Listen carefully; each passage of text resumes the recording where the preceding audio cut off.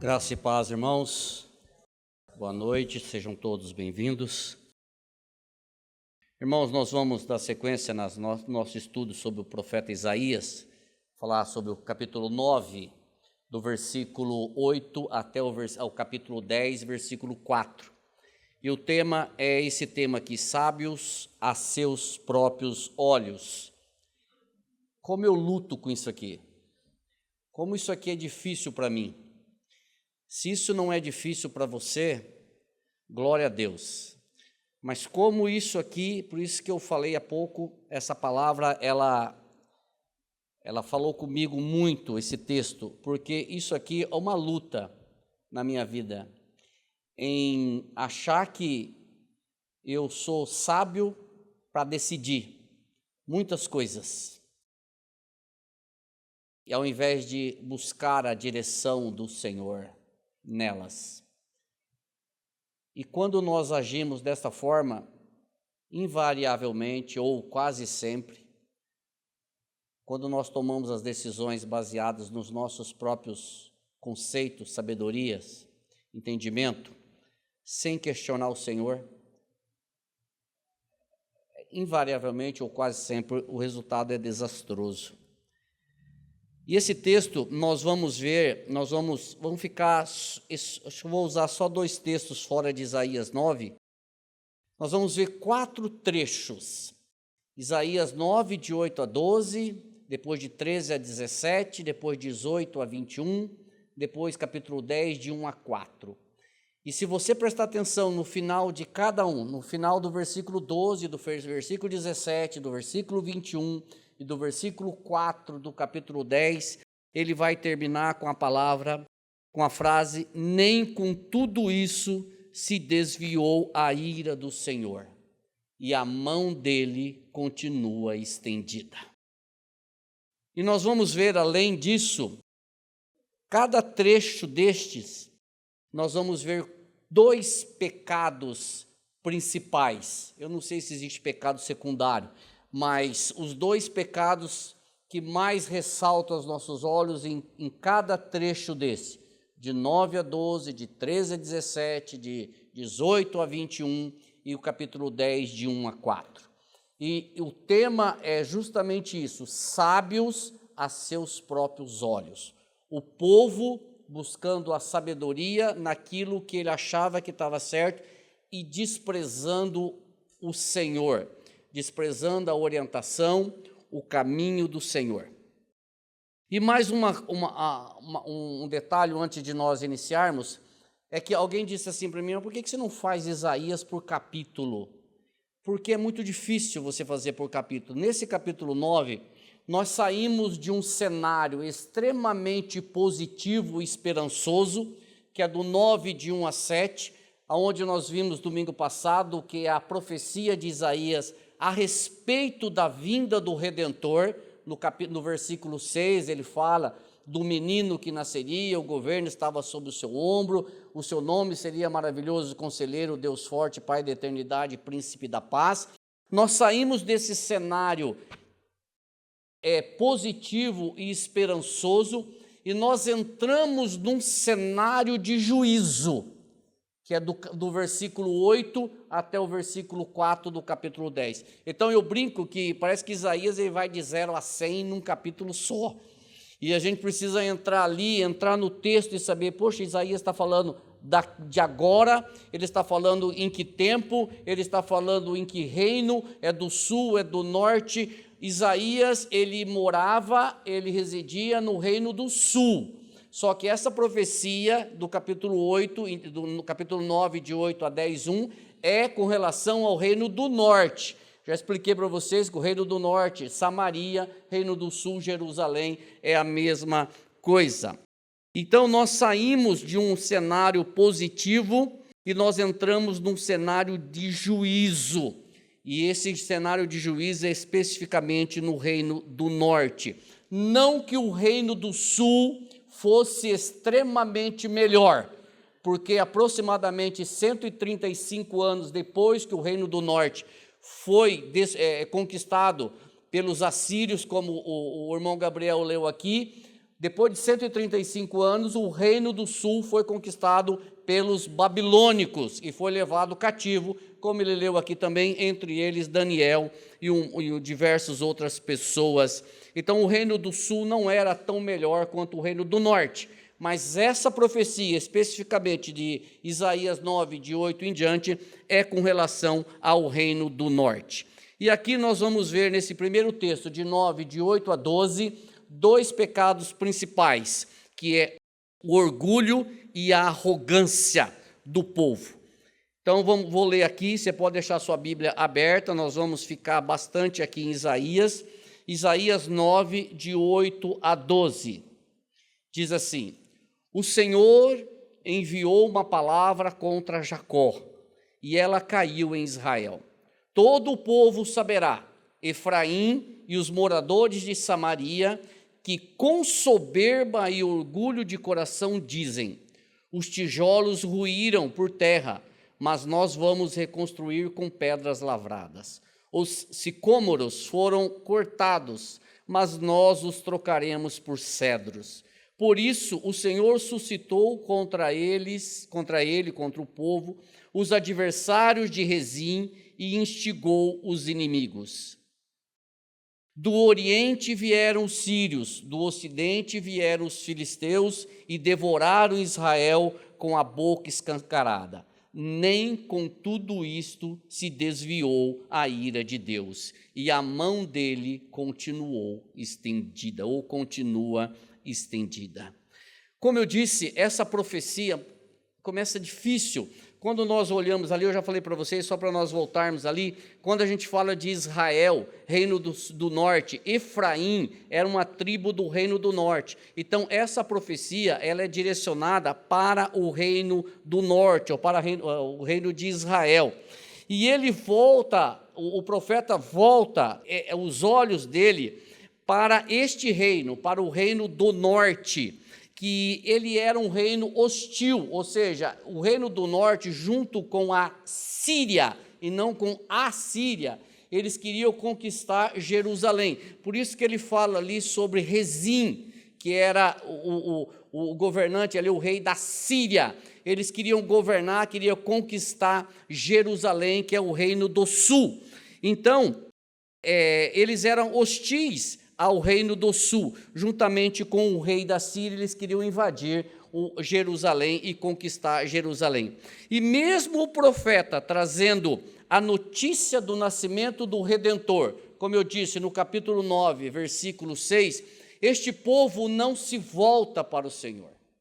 Esse povo continua fincado na sua arrogância, continua fincado na sua sabedoria, continua fincado no seu poder, naquilo que eles achavam que podia conseguir, juntamente com o poder militar de enfrentar os seus inimigos. Eles não conseguiam enxergar que era o Senhor que estava à frente de todas essas decisões. Eles rejeitavam a casa de Davi. O que é a casa de Davi? É justamente a vinda de Cristo, do Redentor, que nasceria 700 anos depois que essa profecia foi dada por Isaías.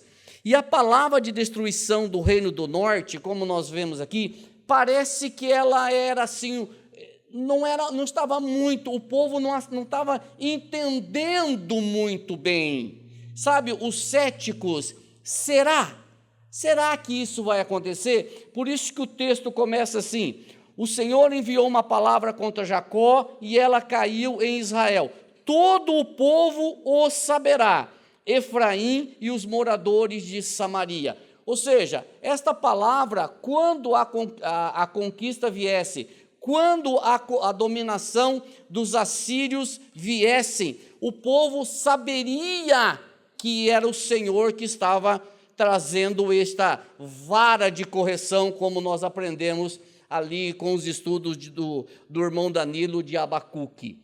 Então, a palavra veio e não havia, o povo não tinha como se esconder ou argumentar que não sabia que era o Senhor que estava trazendo a correção sobre o reino do norte. E quando o profeta menciona que todo o povo saberá, ele está dizendo justamente isso: o povo teria consciência de que era o Senhor que estava à frente daquilo. E quando nós olhamos isso para Isaías, nós falamos assim, pensamos no alto da nossa arrogância. Puxa, mas que povo difícil, não? Que povo duro de coração, que povo, usando o termo teológico, aquele dura cerviz, um povo que estava vendo tudo ali e não se dobrava, não quebrava diante do Senhor. E o interessante é que no Novo Testamento nós temos a mesma passagem. Nós temos uma passagem igualzinha, uma passagem pós-vinda do Filho do Senhor, que é para justamente o povo não ter, o homem, melhor dizendo, não ter nenhuma desculpa diante do Senhor. Isso está em Romanos capítulo 1, versículo 20, aonde nós entendemos que ali o povo não pode, o homem, melhor dizendo, a humanidade, ninguém pode alegar desconhecimento da existência de Deus, desconhecimento de que Deus existe. E olha o que diz o texto para nós melhorar, Romanos 1:20, ele diz assim: pois desde a criação do mundo, os atributos invisíveis de Deus, seu eterno poder e sua natureza divina, têm sido vistos claramente, sendo compreendidos por meio das coisas criadas, de forma que tais homens são indesculpáveis. Ou seja, irmãos queridos, não é de agora, é desde a criação do mundo que os atributos do Senhor são vistos, e não são vistos de forma nebulosa, não são vistos de forma, poxa, mas será? A Bíblia diz que são claramente compreendidos. Ou seja, nenhum homem, ninguém ou mulher pode argumentar ou alegar ou reivindicar que não conhece a Deus e que Deus não existe. Porque se nós sairmos aqui nessa rua, nós vamos ver a presença do Senhor. A Bíblia diz, em todas as coisas, por meio das coisas criadas, de forma que eu e você não podemos dizer que nós não sabíamos da existência de Deus. Da mesma forma que o povo lá de Isaías, o povo pós-vinda do Filho de Deus, de Jesus Cristo, tem a mesma responsabilidade. Só que aquele povo, e hoje não é diferente, eles preferem a soberba e o orgulho de coração. Eles contestavam e desafiavam os planos do Senhor, alegando que se eles forem, ou quando eles fossem destruídos, eles construiriam coisas melhores. Se as casas forem destruídas, nós construiremos com pedras lavradas. Se os sicômoros, que é uma figueira brava, for cortada, nós vamos reconstruir com cedro. O que é isso? Isso é soberba, isso é arrogância, isso é contestar a obra do Senhor, isso é dizer para o Senhor, nós podemos fazer melhor. Isso é o que nós chamamos de justiça, é agir pela justiça própria, é achar que você pode. Qual que é o tema da nossa mensagem de hoje? Sábios a seus próprios olhos. É achar que a tua sabedoria, o teu conhecimento, a tua posição social, seja lá o que for, é maior do que a obra do Senhor na sua vida ou o direcionamento do Senhor na sua vida.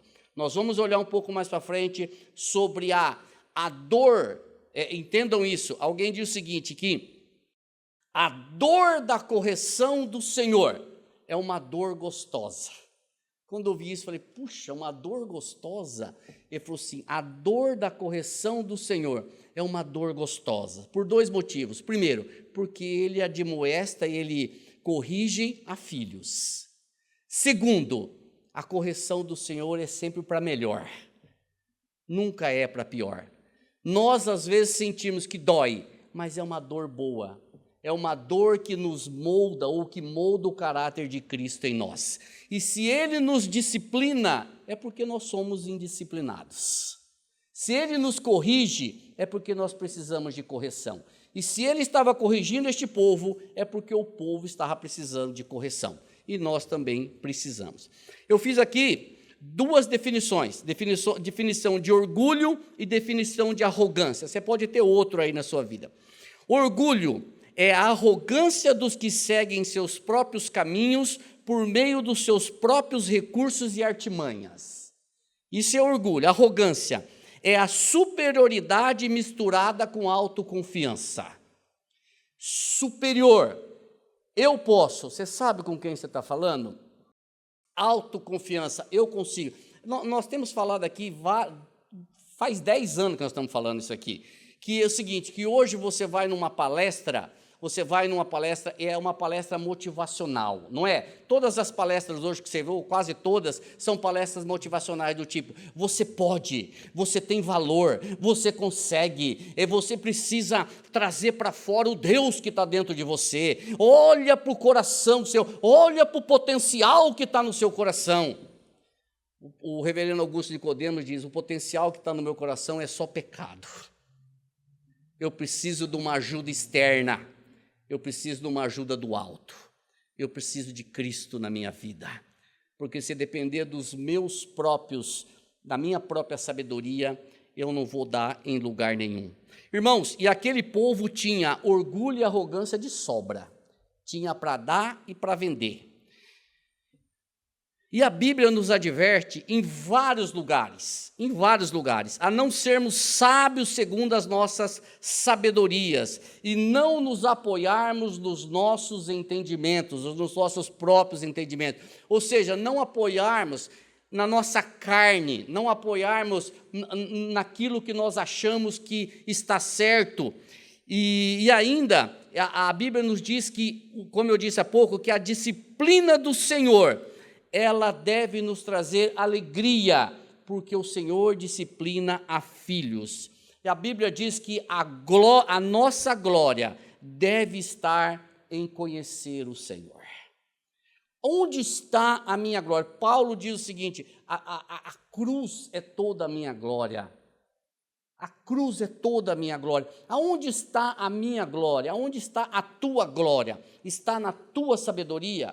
Está na tua força, está no teu poder, ou está em conhecer o Senhor e andar com o Senhor? Provérbios, capítulo 3, versículo 11 e 12, diz assim, filho meu, não rejeites a disciplina do Senhor, nem te enfades na sua repreensão, porque o Senhor repreende a quem ama, assim como o pai, ao filho a quem quer bem. O Senhor repreende a quem ama. Se você, irmãos, ou irmão, ou irmã, se você tem recebido a repreensão do Senhor, se você tem sentido o Senhor te educando, te colocando nos trilhos, saiba que você é filho. O Senhor repreende a filhos. O Senhor disciplina filhos. E se nós somos disciplinados pelo Senhor, é porque nós somos filhos.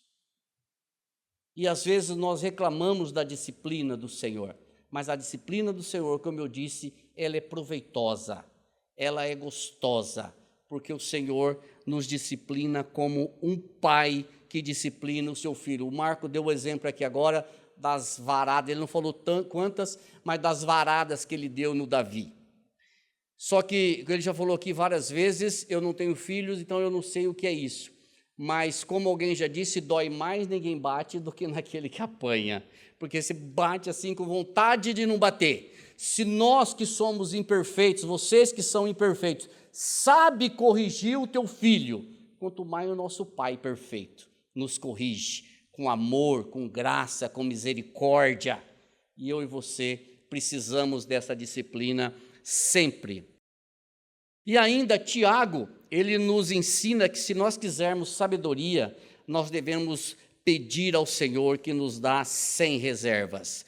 E muitas vezes nós não pedimos ao Senhor, nós queremos fazer pelas nossas próprias pela nossa própria sabedoria. E aí é complicado. Mas este povo, ele estava fincado na sua arrogância e soberba. E o Senhor ainda continuou com a sua ira sobre o reino. Mesmo assim, irmãos, se você ler o seu texto aí, você vai ver. Mesmo assim, o povo não voltou para o Senhor. O povo não se arrependeu. O povo não quis voltar para os caminhos do Senhor. O povo preferiu seguir nos seus caminhos, preferiu seguir na sua arrogância, preferiu seguir na sua soberba. E por isso que a mão do Senhor não foi recolhida. A mão do Senhor continuava estendida sobre eles. Vamos agora para um segundo texto, que é do capítulo 9, do versículo 13 ao 17, que diz assim: olha aí o que eu acabei de falar. Mas este povo não se voltou para aquele que o feria, nem buscou o Senhor dos exércitos. Por isso, num só dia, o Senhor corta de Israel a cabeça e a cauda, a palma e o junco. O ancião e o homem de respeito são a cabeça, e o profeta que ensina mentira é a cauda. Porque os guias deste povo são enganadores, e os que por eles são guiados são destruídos. Por isso o Senhor não se alegra com os seus jovens, e não se compadece dos seus órfãos e das suas viúvas, porque todos eles são ímpios e maus, e todos falam tolices. Nem com tudo isto se desviou a ira de Deus, a mão dele continua estendida. A mão dele continua estendida. Nestes versículos, nós temos mais dois pecados principais: liderança corrupta e falsos mestres. Eu acho que Isaías escreveu sobre alguns países da América Latina. Nós temos liderança corrupta e falsos mestres. O versículo 13, ele inicia com rebeldia do povo, mas o povo não se voltou para o Senhor.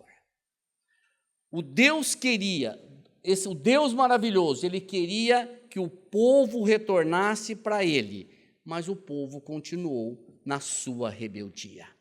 Quando ele diz aqui, ele coloca todo mundo numa relação única, e ele coloca dizendo que a nação toda estava infectada. Vocês percebem? Que ele coloca viúvas, ele coloca órfãos, ele coloca liderança. A nação toda estava infectada, e a ira do Senhor não poupa classes sociais, nem autoridades eclesiásticas, também não poupa fortes, nem fracos, não poupa altos, nem baixos. Aqui é interessante porque, graças a Deus, o profeta, ele nos explica quem era o cabeça e quem era a cauda. Graças a Deus que ele explica, porque senão a gente ia ficar nas nossas conjecturas aqui. Quem é cabeça, quem é palma, quem é cabeça, quem é cauda, quem é palma, quem é junco. A gente sabe que palma e junco, palma é a parte alta da árvore, junco é a parte rasteira. Mas aqui ele fala dos principais, o cabeça e cauda. Ele diz que a cabeça, o ancião e o homem de respeito são a cabeça, e o profeta que ensina mentira é a cauda. Ou seja, vocês percebem aqui uma linha, uma ligação, cabeça até cauda. O que significa isso daqui? Toda a nação estava infectada pelo pecado. Desde o ancião, desde o líder até o profeta. Toda a nação estava infectada, passando pelo jovem, passando pela viúva, passando pelo órfão. Todos, diz o texto, todos falam tolices. Esta era a situação que o profeta Isaías estava vendo do reino do norte. Esta era a situação daquele reino que a mão do Senhor estava vindo como correção. Os que guiavam o povo eram enganadores. Só que a gente olha para isso e a gente percebe o seguinte, dá um dó, né? Os profetas eram os enganadores, os anciãos, mas o povo, coitadinho do povo, negativo. Negativo. Tem uma outra tradução que diz que o povo, ele era enganado porque ele queria ser enganado. Irmãos, Nós temos falado isso aqui também há 10 anos. Quando você ouve uma mensagem aqui na comunidade, você precisa avaliar o que nós estamos pregando. Você precisa procurar na palavra que nós estamos pregando. Se você já se esqueceu, tem um versículo aqui, dos bereanos, que está pregado aqui nesse púlpito, está bem claro, entendeu? Para você avaliar se o que está sendo pregado aqui nesse púlpito é verdade. E se você achar que não é verdade, nós teremos todo o prazer no final do culto de conversar com você. Mas olha só, aqui a gente percebeu o seguinte: os profetas enganavam o povo, só que o povo queria ser enganado. O povo era iludido, os órfãos, as viúvas, os jovens eram iludidos, mas não porque eles eram enganados, mas eles gostavam de ser enganados. E eu falo para vocês de novo, parece que Isaías está falando de alguma coisa que a gente percebe hoje. Falsos profetas enganando e o povo querendo ser enganado. O povo gostando de ser enganado. O povo não se preocupando em avaliar se aquilo que está sendo falado é verdade, ou se existe alguma aberração, ou alguma coisa fora da palavra de tudo aquilo que está falando. E eu digo um negócio para vocês, isso aqui, quando eu leio um texto desse daqui, que os profetas, eles enganavam, os anciãos enganavam, irmãos, isso deveria trazer temor para nós. Temor, porque a Bíblia diz que para nós, os pastores, os presbíteros, aqueles que ensinam, o julgamento vai ser muito pior. Vai ser maior. Vai ser bem mais rígido. Bem mais rígido. Sabe por quê? Porque eu estou falando aqui da palavra de Deus. Por isso eu falo para você, de novo, eu ratifico. Se nós aqui estivermos pregando alguma coisa que vá contra a palavra de Deus, venha aqui me questionar. Questione o pastor Marco, questione o pastor Danilo, questione aquele que estiver pregando aqui, estiver contra a palavra de Deus. Não contra o que você acha, mas contra a palavra de Deus. Há uma responsabilidade muito grande dos líderes. E eu percebo que hoje a gente olha para essa cidade, a gente caminha por aí, parece que não há esse temor. Irmãos, não há esse temor de quem está ensinando, pregando, falando do Evangelho, falando de Cristo, da cruz de Cristo.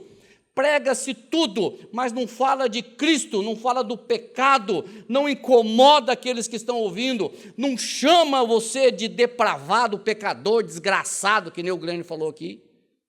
Salvo pela graça de Deus. As pessoas parecem que têm medo de falar que você é um pecador, alcançado pela graça de Deus, como eu, como todos vocês que estão aqui, que foram alcançados pela graça de Deus, mas que era pecador e continua pecando, está sendo arrancado as arestas aí, santificado até a volta de Cristo, mas continua, infelizmente, pecando, tristemente pecando. Misericórdia. Pois eu disse, tantos os que lideravam, como os que eram liderados, faziam parte do mesmo pacote. Falavam tolices, tinham as suas bocas, as suas línguas, que falavam tolices e não voltavam para o Senhor.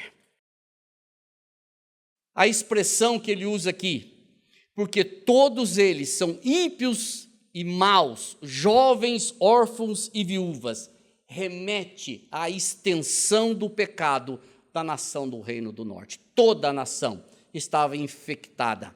A nação tinha sido tomada já pelo pecado e pela desobediência. E você percebe aqui no texto que o Senhor diz assim, por isso o Senhor não se alegra com os seus jovens.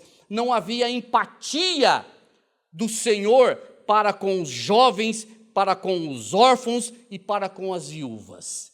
Não havia empatia do Senhor, porque essas três classes também estavam infectadas e tinham sido tomadas pelo pecado. Como que termina o versículo 17? Com tudo isso, a mão do Senhor continua estendida. Ou seja, o Senhor não terminou o castigo. o Senhor não cessou a ira dele. O Senhor continua com a mão dele estendida. Então isso significa que vem mais coisas pela aí. Isaías 9, 18 a 21, outro texto. Porque a maldade queima como um fogo, ela devora os espinheiros e as ervas daninhas. Incendeia as árvores do bosque, e estas sobem em espessas nuvens de fumaça. Por causa da ira do Senhor dos Exércitos, a terra está em chama, e o povo é como lenha para o fogo. Ninguém poupa a seu irmão. Abocanham à direita e ainda tem fome, devoram à esquerda e não se farta. Cada um come a carne do seu próprio braço. Manassés ataca Efraim, e Efraim ataca Manassés, e ambos juntos atacam Judá.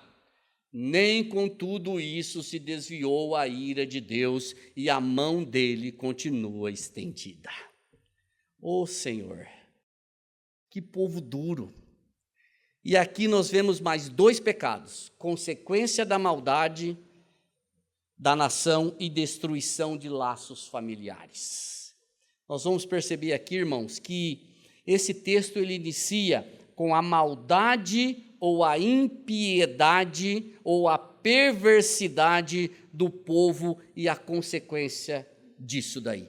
Quando eu disse, não há mais laços familiares, mas há lutas entre os irmãos, há lutas entre as tribos do mesmo reino. Um leva em consideração só o seu bem-estar. Perceba que o texto fala de duas tribos. Eles falam de Efraim e Manassés, não é isso? Quem eram Efraim e Manassés? Efraim e Manassés eram irmãos. Efraim e Manassés eram filhos de quem? Filho de José. José teve esses dois filhos no Egito. Quando José morreu, Efraim recebeu meia tribo de herança e Manassés recebeu mais meia tribo de herança. A tribo que era de José foi dividida, metade para Efraim, metade para Manassés. Só que o profeta Isaías diz o seguinte, eles estão brigando entre eles, ou seja, cadê os laços familiares? Não existia mais, por quê? Por causa da corrupção do povo, por causa da maldade, da impiedade, da perversidade, do desviar dos olhos do povo de Deus e para os seus próprios umbigos, para as suas próprias forças, para o seu próprio consumismo, para si mesmo, para os seus próprios deleites. Abandonar o Senhor, uma apostasia completa aqui. Mais que isso, junta-se os dois, um abocanha o outro, um destrói o outro, depois junta os dois e ataca Judá. Quem é Judá? É um outro irmão, a tribo de Judá. Da onde que vem Jesus Cristo? Jesus é o leão da tribo de Judá. Junta Manassés e Efraim e ataca Judá. Ou seja, os laços familiares se romperam, ninguém olha mais para o bem-estar do outro, olha para si próprio, olha para eles, busca somente o que é prazeroso para ele. Termina o texto como, nem com isso a mão do Senhor foi engolida. Ou seja, a mão do Senhor continua estendida. O que significa isso? Que vem mais coisa por aí. Parece que não acaba nunca. Vem mais coisa por aí. E o povo, irmã, continuava rebelde. E o povo continuava andando nos seus próprios caminhos. Então nós vamos para o último texto. Depois nós vamos fazer umas aplicações. Isaías 10, de 1 a 4, diz assim: ai dos que decretam leis injustas, dos que escrevem leis de opressão, para negarem justiça aos pobres, para arrebatarem o direito aos aflitos do meu povo, a fim de despojarem as viúvas e roubarem os órfãos. Mas que fareis vós, outros, no dia do castigo, na calamidade que vem de longe? A quem recorrereis para obter socorro? E onde deixareis a vossa glória? Nada mais vos resta fazer, senão dobrar-vos entre os prisioneiros e cair entre os mortos. Com tudo isso, não se aparta a sua ira e a mão dele continua estendida. Nós olhamos para aqui e nós percebemos uma teórica contradição entre viúvas, órfãos, com o versículo 17. Parece que aqui, mas espera aí, o Senhor está defendendo as viúvas e órfãos aqui, os jovens, mas lá no versículo 17 o Senhor está cascando eles. Na realidade, a gente precisa entender, lá no versículo 17, é aquilo que nós falamos há pouco. Esses grupos, viúvas, jovens, órfãos e jovens, eles apoiavam aqueles líderes fraudulentos, aqueles profetas mentirosos, que adivinhavam por dinheiro, que oravam por dinheiro, que faziam todos os seus subornos, que faziam um monte de coisa errada. Esses grupos, eles apoiavam. Aqui, nós estamos vendo que este grupo, eles estavam decretando, eles estavam fazendo leis justamente para prejudicar esses grupos, que eram as viúvas, os jovens e os órfãos. E aqui nós percebemos mais dois pecados: injustiça social e acúmulo de riqueza com leis injustas. O interessante é que estas leis injustas, elas entram em contradição com as leis justas do Senhor. O Senhor estabelecia as suas leis justas, mas esses líderes, eles estabeleciam as suas leis injustas. E o profeta faz uma advertência muito séria para aqueles que estavam fazendo essas leis e prejudicando duas classes desfavorecidas, que eram justamente os pobres e as viúvas. E qual é a advertência que o profeta fala para eles? Vocês vão ter duas opções. Vocês vão ter duas opções para vocês. O Senhor vai dar duas opções para vocês: ou ser prisioneiros ou morto. Essas são as duas opções que o Senhor vai dar para vocês. Ou vocês caem como prisioneiros e vai para o cativeiro, ou vocês serão contados com os mortos. Este é o fim daquele povo, ou daqueles líderes, ou daqueles grupos que estavam fazendo tudo isso. E tudo isso, irmãos, começa onde? Tudo isso que eu falei até agora, começa onde? Começa lá na soberba, começa lá na arrogância, começa lá no orgulho. Tudo isso tem origem na soberba, no orgulho, na arrogância do homem. Se há uma coisa que arrebenta o homem hoje, são as mesmas coisas: arrogância, soberba, orgulho.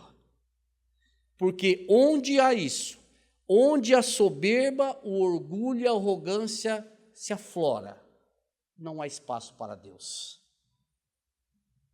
Onde o homem se torna arrogante, Deus já saiu. Eu lembro agora de uma passagem de João Batista: que ele cresça e que eu diminua.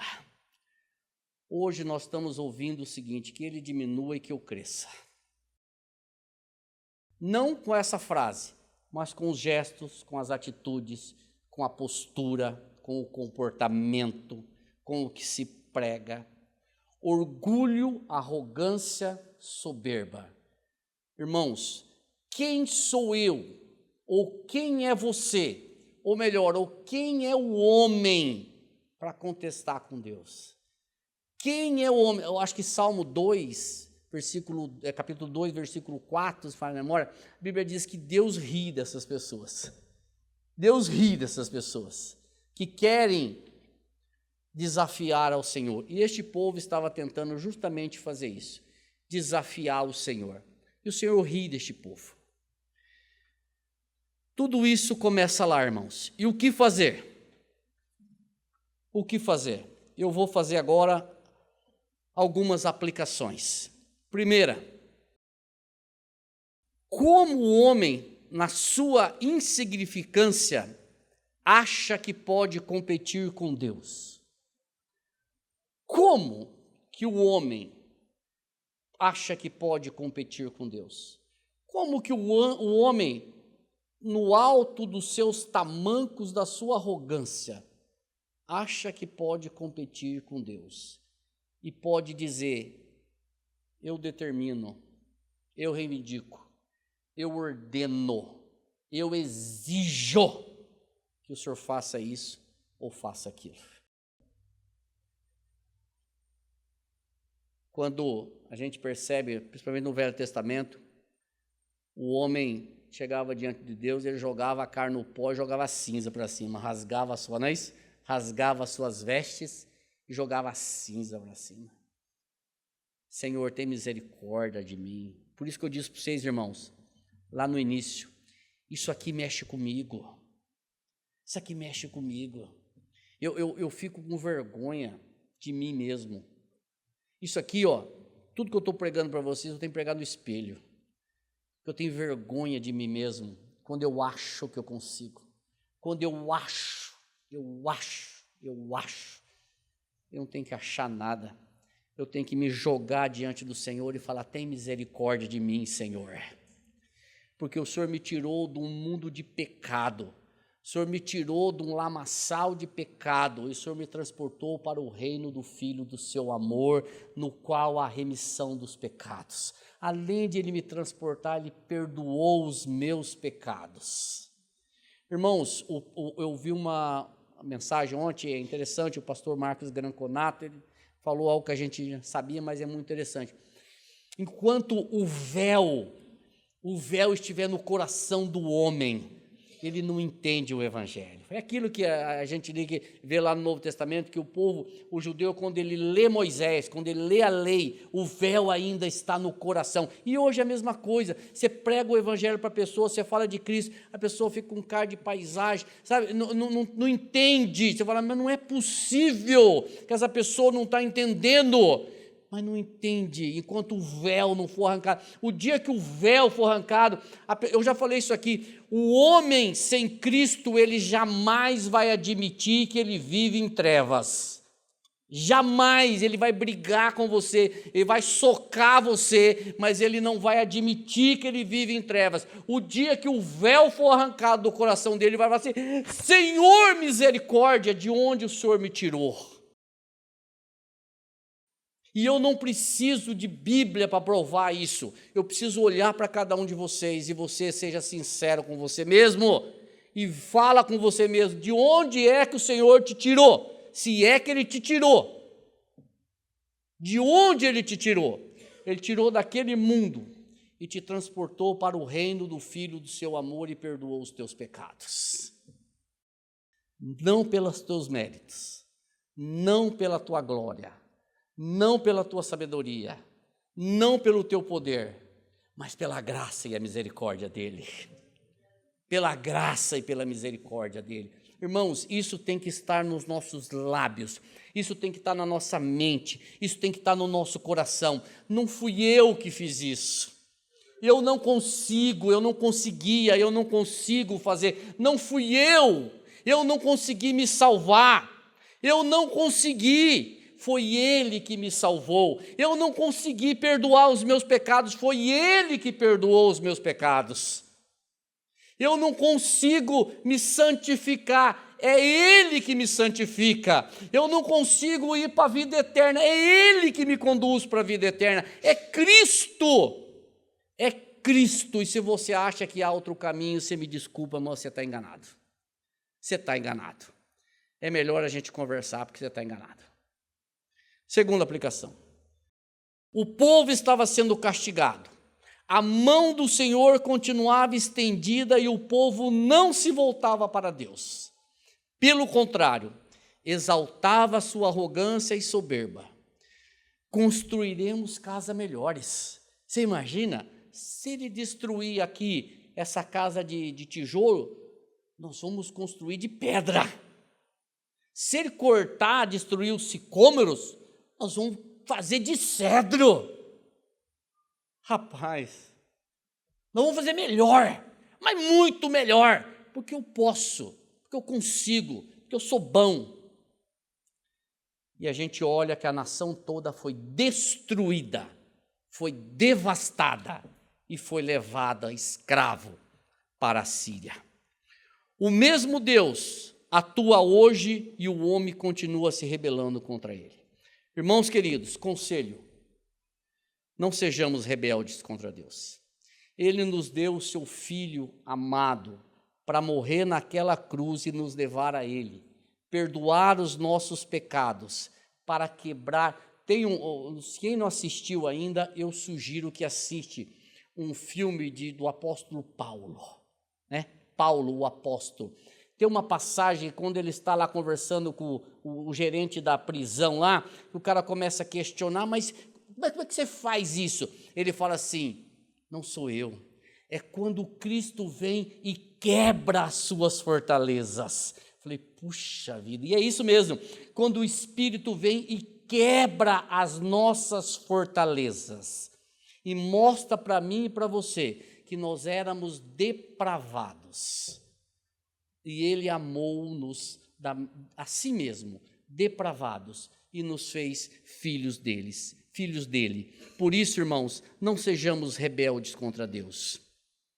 Tudo isso Ele fez pela sua graça.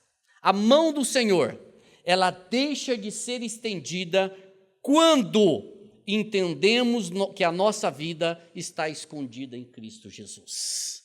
Quando nós nos entendemos o nosso estado de depravação, e quando nós nos arrependemos dos nossos pecados, e quando nós formos para Cristo humildemente dizer: Senhor, eu não posso, eu preciso do Senhor. Irmãos, a mensagem de João Batista era arrependei-vos, a mensagem de Jesus Cristo era arrependei-vos, a mensagem dos apóstolos era arrependei-vos, a mensagem de Paulo era arrependei-vos, a mensagem de Timóteo era arrependei-vos, a mensagem da Bíblia é arrependei-vos, arrependei-vos, arrependei-vos. Quando nós entendermos que nós precisamos ir a Cristo, nos arrependendo dos nossos pecados e clamando a Ele: Senhor, eu quero o Senhor, porque o Senhor é o único Salvador e Senhor da minha vida, aí a mão do Senhor vai deixar de estar estendida, porque nós vamos estar com a nossa vida oculta em Cristo Jesus, guardada nele.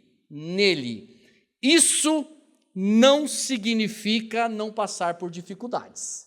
Eu não estou falando de superioridade e você não vai passar por dificuldades. Se você entendeu isso, entendeu errado.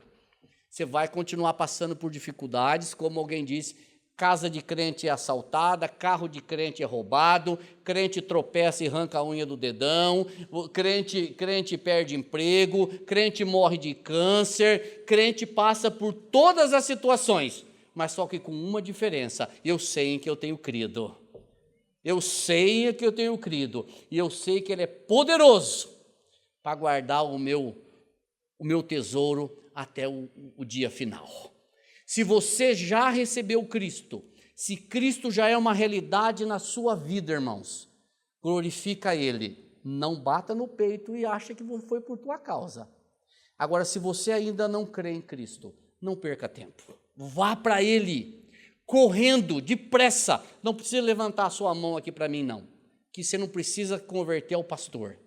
E o Espírito Santo converta você a Cristo Jesus. Eu não preciso saber disso. Também não quero saber disso. Quem quer saber disso é o Senhor. É você e Ele. E que Ele te abençoe, em nome de Jesus Cristo. Amém.